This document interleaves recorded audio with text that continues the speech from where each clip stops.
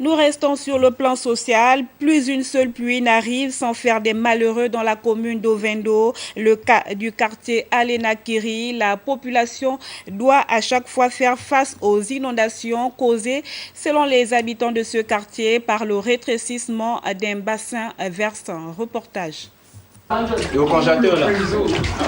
La population d'Alenakiri Valley ne sait plus où donner de la tête, et ce, depuis l'installation de l'entreprise Faubert dans les environs.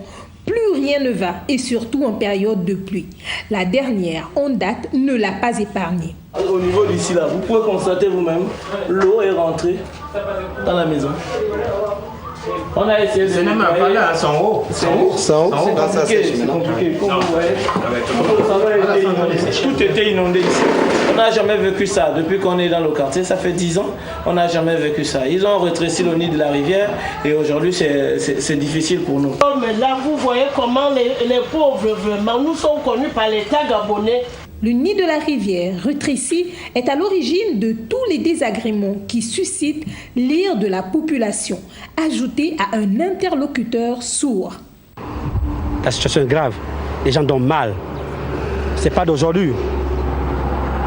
Quand on va voir les responsables de Faubert, ils disent que ce sont pas eux qui ont fait tomber la pluie. Ce sont pas eux qui demandent de faire tomber la pluie. Mais ce n'est pas des raisonnements. Mais je dis que c'est un début de procédure. La procédure doit suivre son cours.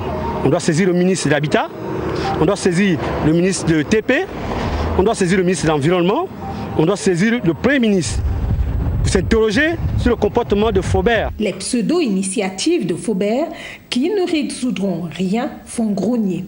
Vous me cassez la barrière là. Faut casser la barrière là. Faut-il attendre le pire? Non.